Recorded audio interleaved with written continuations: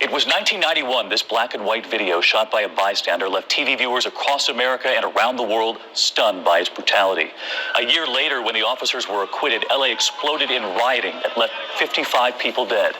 ABC's Cecilia Vega is in Los Angeles tonight with the tragic end to a troubled life. He was the bloody, battered face at the center of the first viral video ever. The man who issued that famous plea in the middle of one of the worst riots in American history. Can we all get along? This morning in a Southern California suburb, Rodney King's lifeless body was found in his swimming pool by his fiancée, one of the jurors who awarded him nearly $4 million in a civil suit after his beating. At about 5:25 a.m. this morning, she had heard him speaking to her. She got up to go outside to talk with him, at which time she found him in the bottom of the pool. His death now being investigated as an accidental drowning. But King had a long struggle with drugs and alcohol. And according to news reports, his fiancée told friends he had been drinking all day Saturday and smoked marijuana. April marked the 20th anniversary of the riots that followed the beating trial. Looking back, King said he'd made a mistake running from the police that night. He said he didn't want to go to jail for drunk driving. When I saw the tape, it was, I was so happy that it was on tape, and then I was looking at it, it was like me being in another body. I felt like I died in that one and just watching it. That beating went on for 15 minutes, with 4 LA police officers pounding King with batons, kicking him, shooting him with stun guns. Not guilty of the crime of assault by force likely. And when they were acquitted by a jury with no blacks on it, mayhem on the streets of Los Angeles, a city on fire. King said he forgave the officers, but decades later he was still haunted by nightmares and flashbacks. I'm constantly working on myself and knowing what my limits are and feeling comfortable. Okay, let's do this breakdown of this bullshit really fast. Let's start with the 911 call. I don't hear any type of emergency call. I hear a woman stating who this person is and the dispatcher asking the age. I think that's kind of odd. There's no emergency situation of a drowning victim or any type of medical need for emergency whatsoever. Also, the 525, that's coding for numbers that they use. It's very deep. So I'm going to let this continue on and let this, I guess this was supposed to be Oprah Winfrey special of a 20 years where they are at now. 20 years after the Rodney King riots.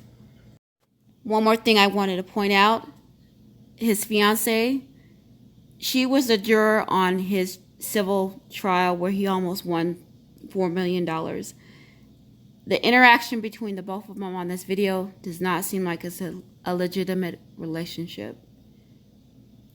Seems like it's bullshit, and I call it out. I actually never sat down to talk to Rodney King, but a few months ago, Rodney King agreed to show us what his life is like today. Sadly, 2 weeks after we filmed with him, Rodney King died.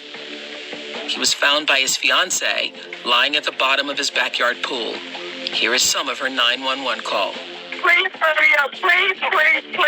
Rodney King, he's at the bottom of the swimming pool. Rodney King, the guy that got beat by the police.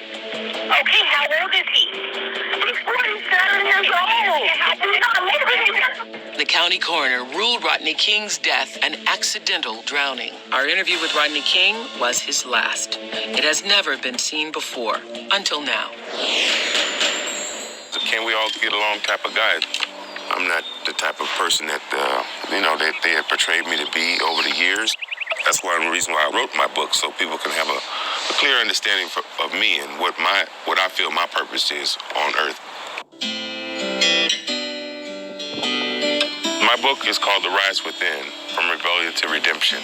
20 years ago, I wouldn't have been able to write a book. I had to let some of the fire and smoke clear, basically. I think enough time has went on, for me to tell my story because I wasn't able to testify in the first trial. I really missed my turn, so this book was my testimony. I did have hate for the cops for a time, but I know the way my mom had raised me, because if I walk around bitter and mad, I'm doing the same thing that they did to me. And that's not the way generations is supposed to leave the next generation. The alcoholic gene, it has trickled down, you know. My dad was alcoholic, and some of the drinking over the years was kind of embarrassment to me, to be honest with you. I don't overindulge anymore. I still drink. There's times that my body do need to sober out and take a break, you know. I'm a different man than I was 20 years ago because of the experience that I've had in life. It's not a day that goes by that I don't forget the beating, but it's not in a negative way like it used to be. It has turned into a positive way. It's a part of history now. I wouldn't change the beating either, because if it didn't happen to me, then it would be a slower process of people being able to get along. Watch your step. You think they have snakes? Oh, yeah. Some snakes around here. You're looking at him. I've got a wonderful fiance, Cynthia. She was a juror on my case. I thought it was a blessing in disguise for me to end up with her on the jury. And now she's my fiance. It's a beautiful thing. Watch the tree.